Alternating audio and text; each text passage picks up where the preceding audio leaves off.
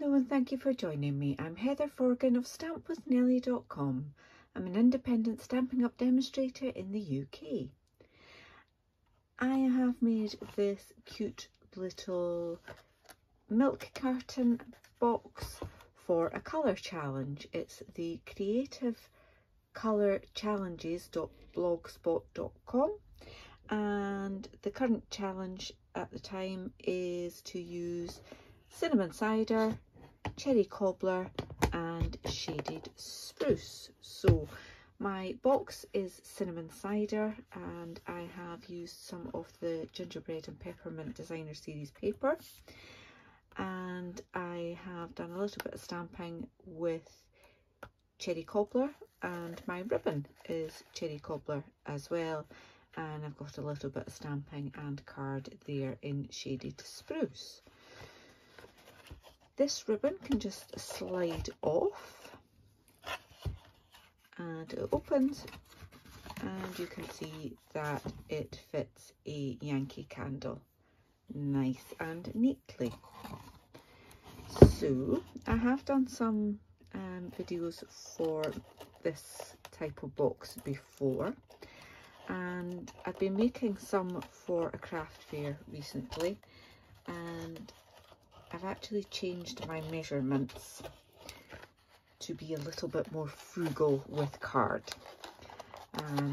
So I'm going to show you how to make this. I've got an A4 sheet,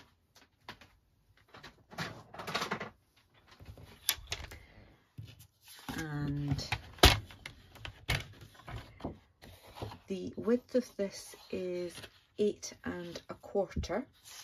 Now previously I would have used 6 inches by 8 1/2, and I am now just using 6 inches by 8 1/4. So with your A4 sheet in landscape format, just trim that down to 6 inches. This bit can be used for something else. This is the bit that we want to keep. You could use the same measurements on that other piece, sorry, the same score lines on that other piece, but the bit at the top wouldn't be as long as that. It would just be like that. So you need to find a different closure because it's not quite wide enough for the ribbon, but a little clip or something like that would do. So you could get these two out of one sheet of A4, but we'll stick with this piece first. I have found it. If you watch some of my recent videos, you might have seen that I couldn't find it in my craft room. I found it eventually. So I'm scoring this piece along the 8 1/4 at 2 inches, 4 inches, 6 inches and 8 inches. Okay? Which is sometimes referred, some people refer to this type of box as a 2, 4, 6, 8. Turn that round, and I'm going to do it at 2 and at 4 and at 5 1/4. Okay, and that's all the scoring that we need to do. Oh no, it's not. I fibbed. Turning it back round, I want to score at 3, but just down to that first score line there. Okay, and do the same at 7. Okay, then I'm going to bring in my little ruler, and I want to put score lines in from the bottom of that mark at 3 inches down to that corner there, and from there into that corner there. And then do the same with the mark at 7 inches put a score line on the diagonal down to that corner and to that corner. Okay, this will help the side of the box fold nice and neatly. So it's quite a crucial step, and definitely wouldn't have been as easy if I'd forgotten it, but you nearly did. As I say, I have been making dozens of these boxes, this type of box, not in this particular colour, for craft fairs recently, so why I would possibly forget any stage, I have no idea. But there you go, that's old age for you. So I've got 4 pieces to put along here. Yep, I do have 4. And these are 1 7/8 by 1 7/8. And then I've got 2 smaller pieces that are 1 7/8 by 1 1/8. Let me just double check that. Yes, 1 1/8. Okay, and they will go on the bits that don't have those score lines. So I'm just going to glue those in place.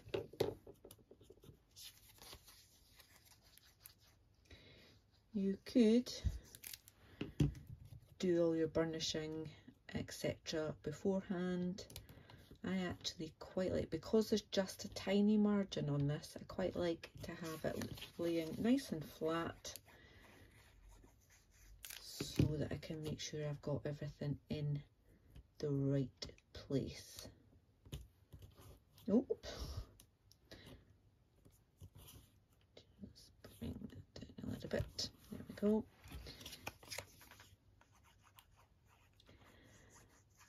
When I first got this gingerbread and peppermint paper, I was using it loads, to the point where I bought a second pack, and I've kind of neglected it. So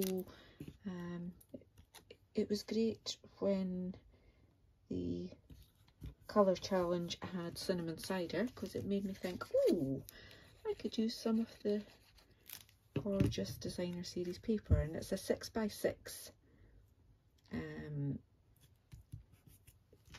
paper pack, so you can get all of these bits from one sheet, less than one sheet.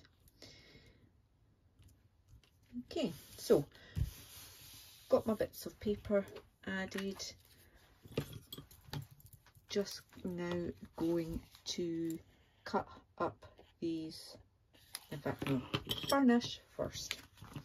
It's always easier to burnish before you cut, and then you're only doing one line instead of having to burnish 4 different bits there.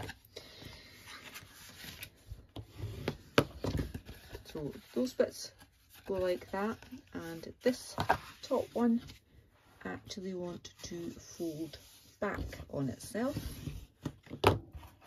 again so that it forms that shape. Okay, so all we need to do is a little bit of cutting. Cut straight up these.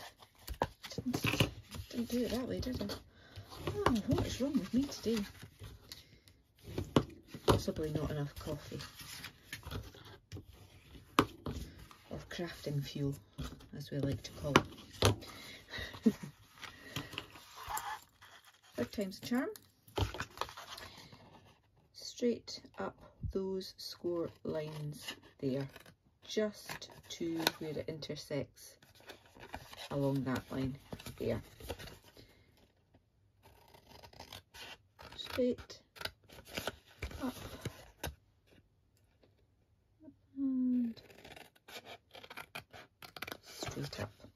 Now with this last one, again straight up till you get to your score line, but then also take a little wedge out from there. And we didn't quite connect there, did we? There we are. And then you also want to take a tiny little wedge from there, and it just gives you a neater finish at the corners. So that is all the waste from that piece. Love it. Then I want to add some glue to this small tab, just right the way along there.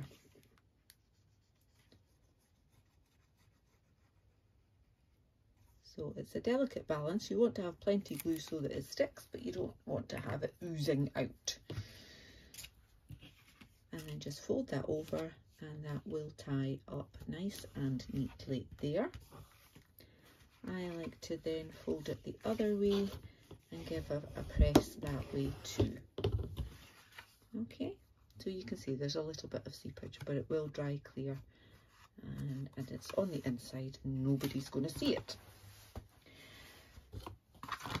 So with that seam at the back there, I want to fold in the side.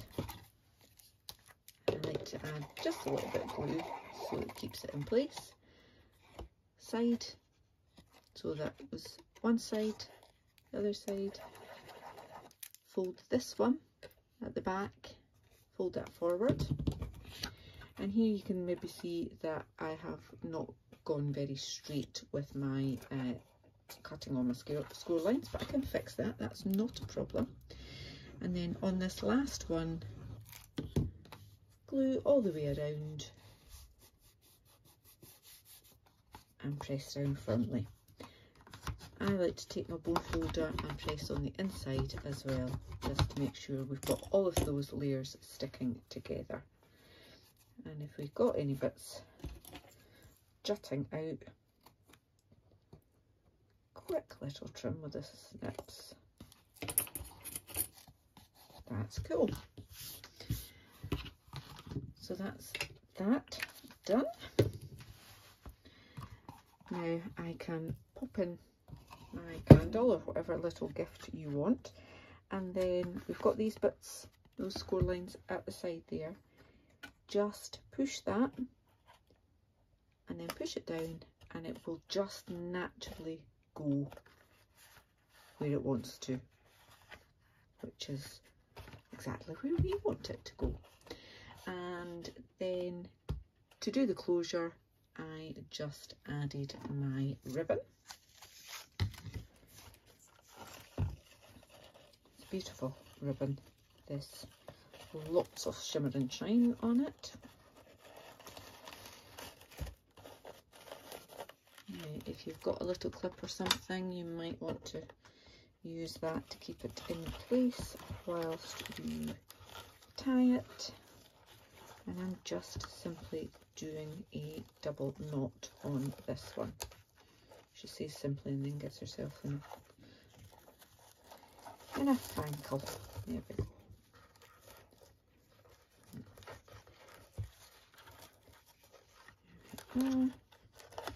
Take that off. That ribbon is just going to keep that there in place.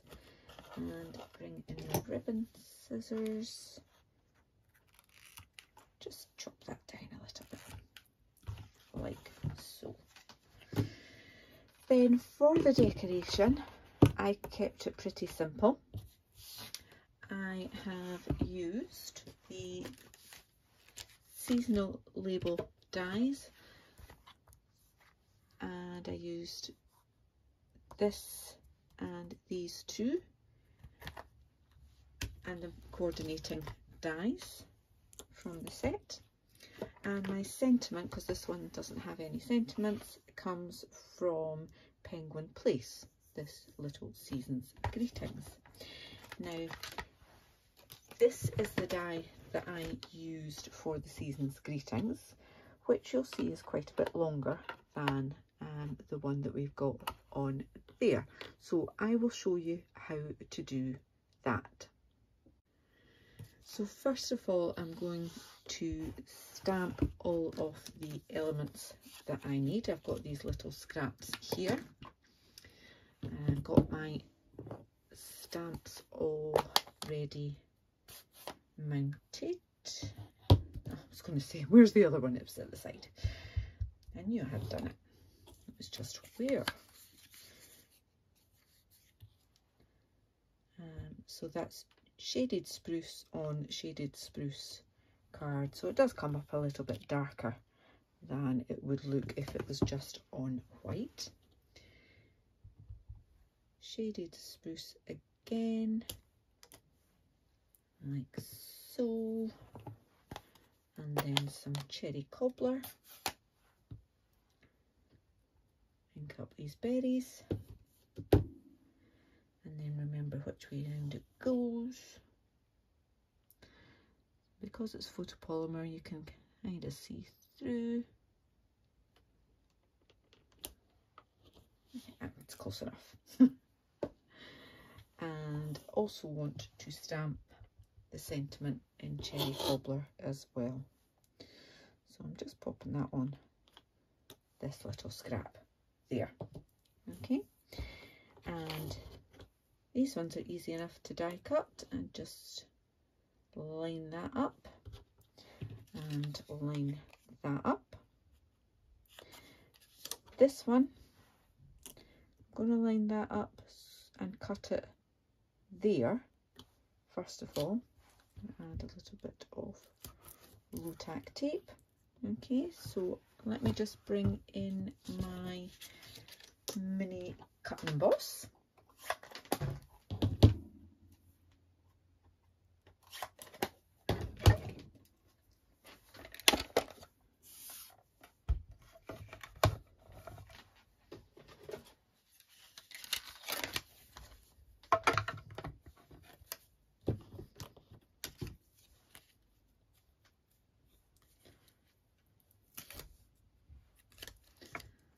I just want that to be straight.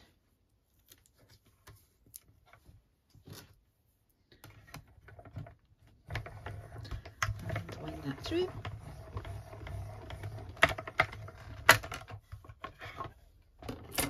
Okay. Now that's obviously much longer than I want it to be.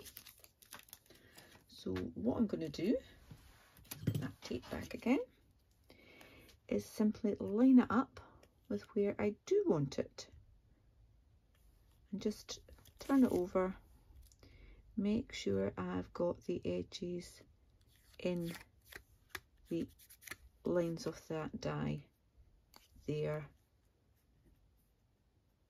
along that way a little bit to be roughly equal, and pop that back through. And at the same time, I will pop this one through.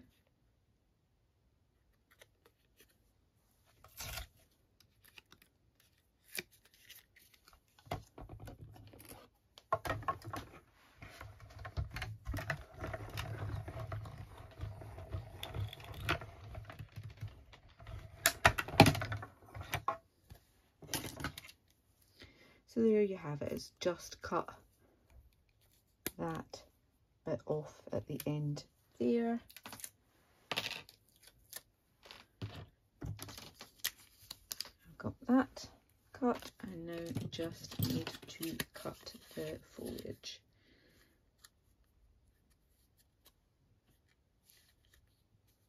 Bring that down a little bit. There we go.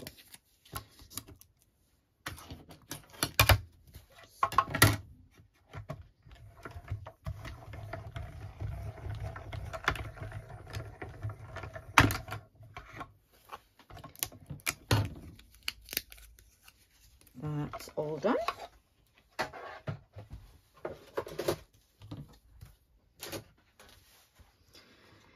So I can bring this back in. My little bits of foliage. I just want to add some glue onto the base here. Down there. And that can kind of go over that one like so. Then add glue on the back to pop that on the box. And then I've got some mini dimensionals to add my season's datings. My plates are really quite dirty, so it does sometimes just leave you little bits of fragments of other card on there. It's on the back, so it's not a problem. And then pop that over.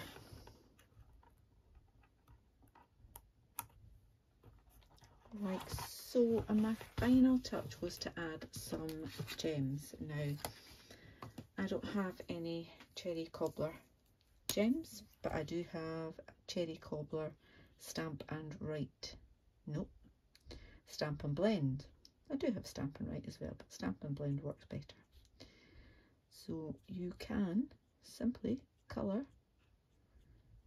your normal rhinestones with your blends, and then oops, add those on to your project.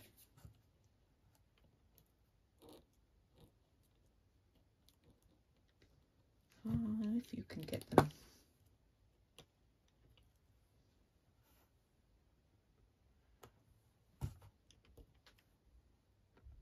like so. There we go. 2 lovely little milk cartons. I think I'll probably trim that ribbon a little bit more. Yeah, I think so. Pretty much in line with the edge of the box, I think. Yeah, that's better. 2 lovely little milk cartons that hold a Yankee votive candle. I hope you've enjoyed this, and you'll hop over to have a look at the creative colour challenges. I'll put a link to my blog post with all of the measurements in the description bar below, and there'll be a link to the colour challenge as well. So please do check that out. There's a new colour challenge every Monday, and it's always great to get you out of your crafting comfort zone to try and come up with projects with colour combinations that you might not normally have used. So thank you so much for watching. Until the next time, take care. Bye bye.